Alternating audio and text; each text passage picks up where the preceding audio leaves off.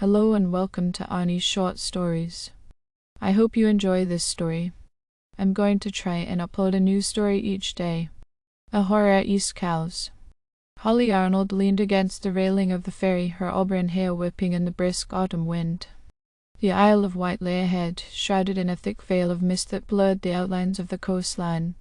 East Cowes, her destination, was a town with a storied past, known for its shipbuilding legacy and regal connections.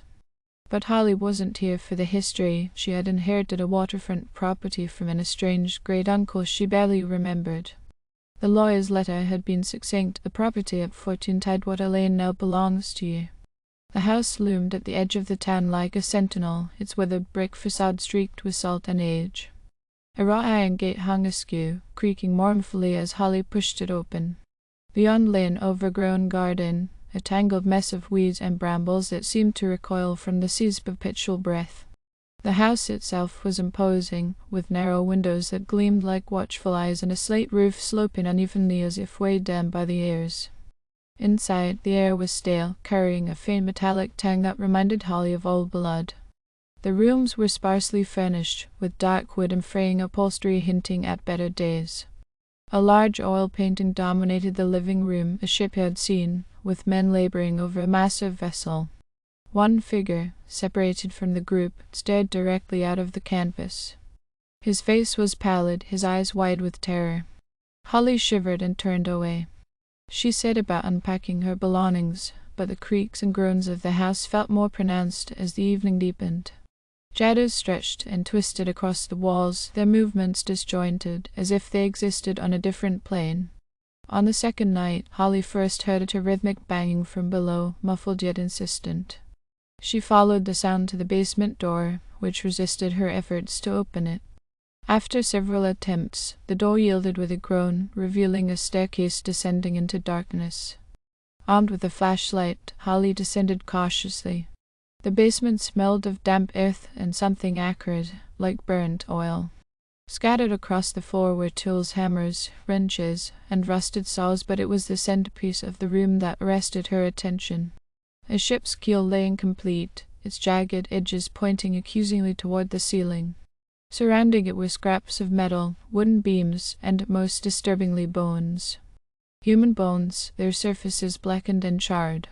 Holly stumbled back, her flashlight shaking as she swept the beam across the room. Etched into the wall above the keel were the words, "The sea claims its own." That night, sleep was impossible. The house seemed alive, its walls pulsing with a sinister energy. Holly's dreams, when they came, were fragmented and horrifying. She saw men working in the shipyard, their faces twisted in agony as flames consumed them. She saw the figure from the painting, standing at the edge of a pier, beckoning her with a skeletal hand. By morning, Holly resolved to uncover the truth. At the local library, she combed through archives and unearthed the grim story of 14 Tidewater Lane. In the early 1900s, the property had been a workshop for shipwrights. During the construction of a grand steamship, a catastrophic fire broke out. Trapped by collapsing beams and spreading flames, dozens of workers perished. Their remains were never properly recovered, and whispers of negligence were buried under layers of bureaucratic red tape.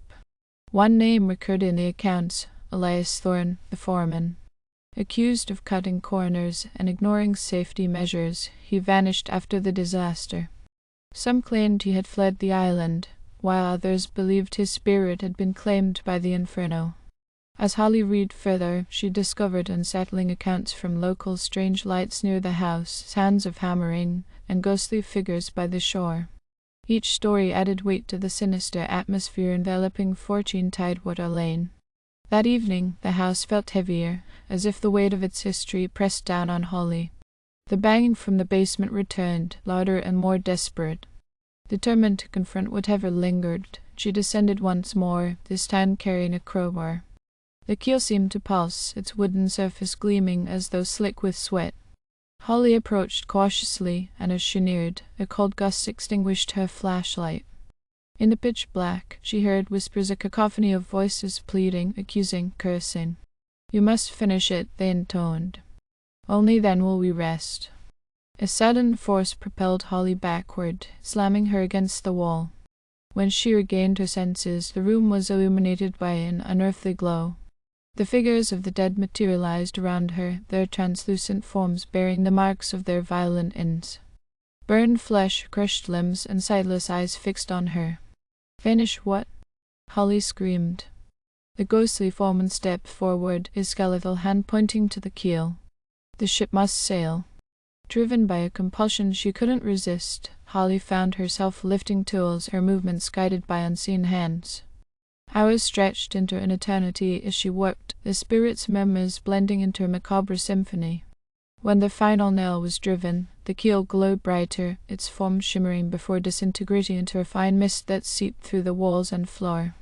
The spirits paused, their forms flickering. "You have freed us," the foreman said, his voice echoing with gratitude and sorrow. "But the sea will always hunger. Beware its call." Holly thought her ordeal was over, but as she emerged from the basement, the house's oppressive atmosphere shifted and not vanished, but morphed into a different kind of unease. The banging was gone, replaced by an eerie silence. She packed her belongings, deciding to leave East Cowes and the house behind. But the sea's pull had already begun to seep into her bones. Weeks after her return to the mainland, Holly's dreams grew darker. She would wake in a cold sweat, her ears ringing with the sound of waves crashing and ghostly whispers repeating, "The sea claims its own." One stormy night, Holly found herself inexplicably drawn to the shore. Rain lashed against her face as she stumbled through the sand, her feet moving of their own accord. Out in the distance, a ghostly ship appeared on the horizon, its spectral sails glowing faintly in the darkness.